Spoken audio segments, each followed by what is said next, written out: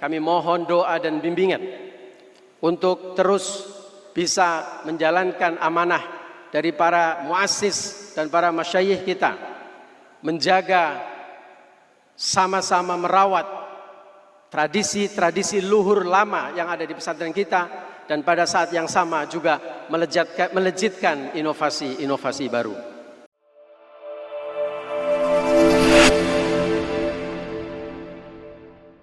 Assalamualaikum warahmatullahi wabarakatuh.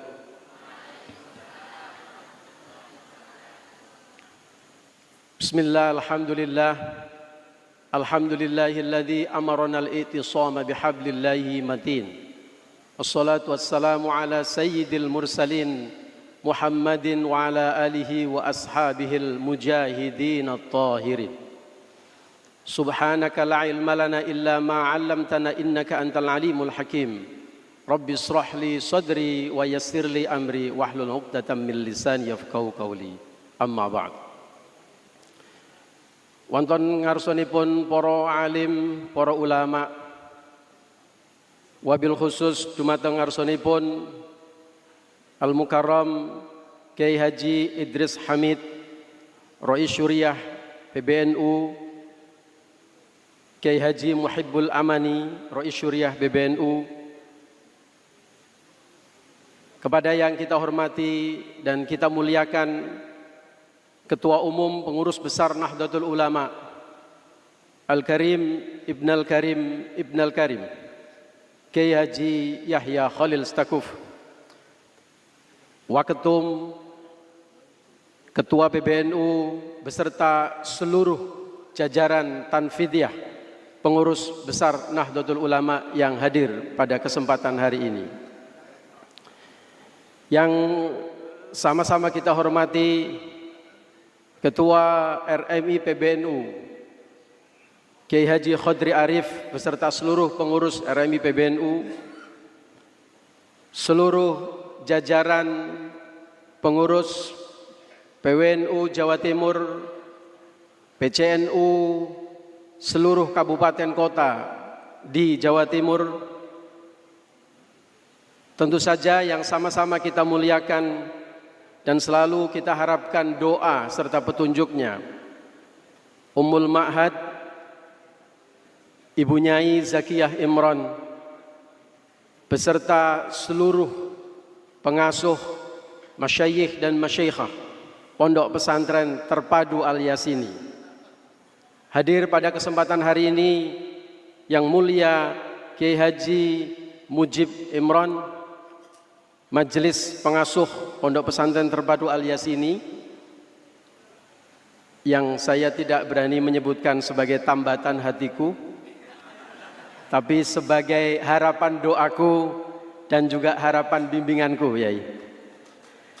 Tentu bersama yang mulia Ibu Nyai Hajah Nani Asnawati binti Kiai Haji Najib Wahab Hasbullah dan Ibu Nyai Hajah Hanifah Imron. Hadirin hadirat rahimakumullah, dan tentu santri-santri Al-Yasini yang hebat luar biasa.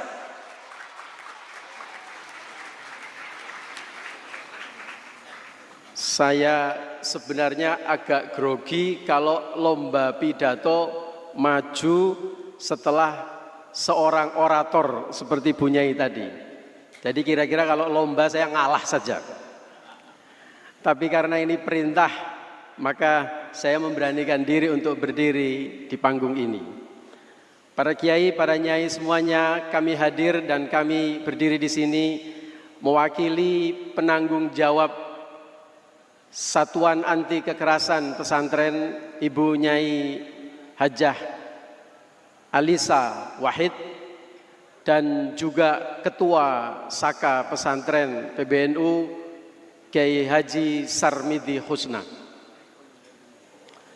Hari ini kita hadir di sini membawa sebuah amanat yang luar biasa.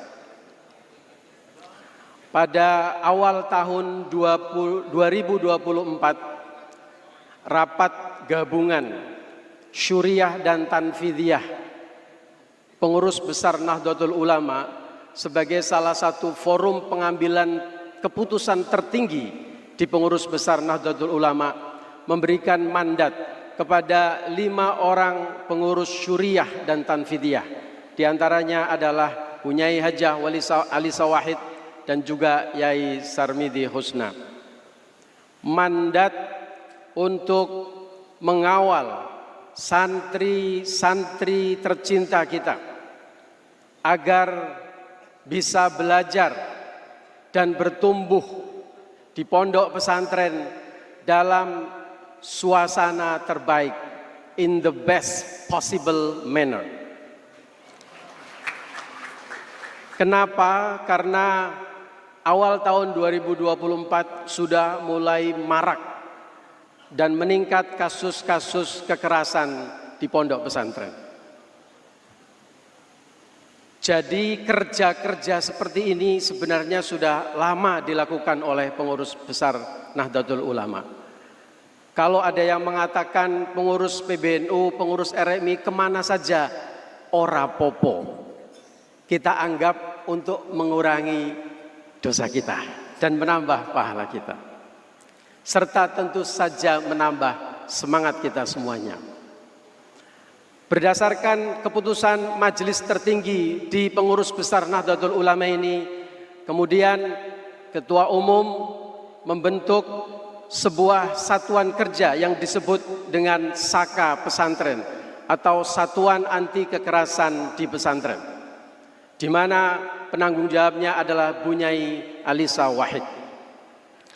Saka Pesantren kemudian bekerja pertama kali dengan sowan kepada seluruh kiai-kiai sepuh kita, kiai-kiai khos kita, memohon doa sekaligus memohon bimbingan atas fitnah yang luar biasa kepada pesantren-pesantren kita.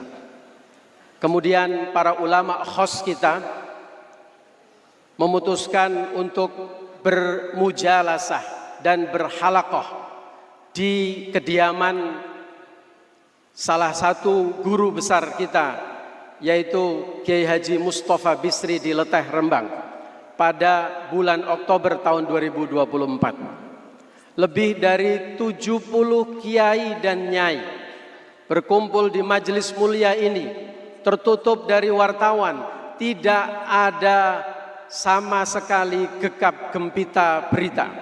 Bekerja dalam senyap, memberikan dukungan kepada pesantren-pesantren kita, wabil khusus kepada santri-santri kita.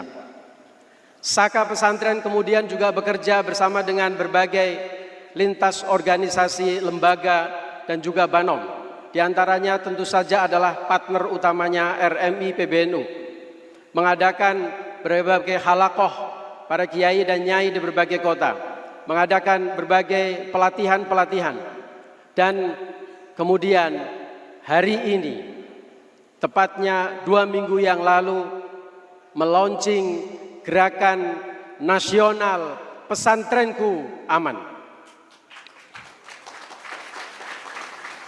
Launching gerakan nasional Pesantrenku Aman ini terjadi di tengah eskalasi kasus kekerasan yang terjadi di beberapa pesantren. Tahun 2026 ini sampai hari ini sudah tercatat ada 16 kasus kekerasan di pesantren yang dilaporkan dan disiarkan oleh media. Jumlah ini secara statistik jauh lebih kecil daripada jumlah total pesantren kita yang berjumlah lebih dari 28.800 pesantren. Ini adalah pesantren-pesantren yang terregistrasi secara resmi dan menyatakan self-declare sebagai pesantren yang berafiliasi ke Nahdlatul Ulama. Total pesantren yang terdaftar dalam pangkalan data Kemenak sendiri sudah lebih dari 42.000 pesantren. 16 kasus kekerasan ini dibanding dengan 42.000 lebih pesantren tentu adalah angka yang kecil. Tapi dalam perspektif korban, dalam perspektif moral dan keadilan, 16 kasus kekerasan adalah bom besar dan fitnah besar untuk pesantren kita. Bukankah Al-Quran menyebutkan faka'annama qatalan nasa jami'a. Selain itu, setiap terjadi kasus kekerasan di pesantren juga menjadi bahan empuk, bullying, dan juga fitnah terhadap pesantren kita, apalagi di zaman medsos seperti sekarang. Satu, karena harapan masyarakat yang sangat tinggi kepada pesantren sebagai penjaga moral dan pengajar nilai-nilai luhur Islam.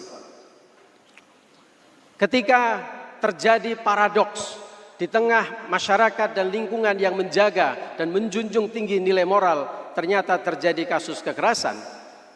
Ini adalah bahan empuk media massa dan medsosnya. Yang kedua, setiap kasus yang terjadi di pesantren adalah selilit yang meskipun kecil bisa mendatangkan masalah dan virus bagi seluruh tubuh pesantren. Oleh karena itulah pengurus besar Nahdlatul Ulama sangat-sangat serius mengawal pesantren yang bisa menjadi tempat tumbuh anak-anak kita yang sehat dan aman.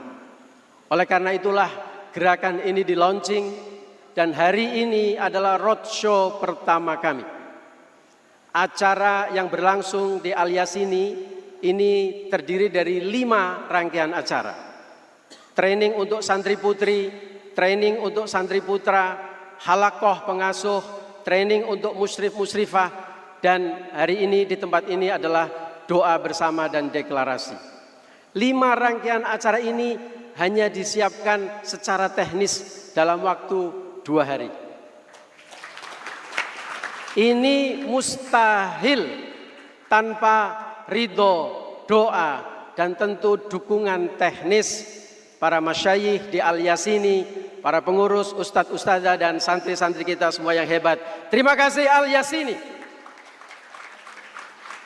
Dan ini menunjukkan bahwa kita semua komponen dan warga pesantren Nahdlatul Ulama siap untuk menjaga marwah pesantren kita.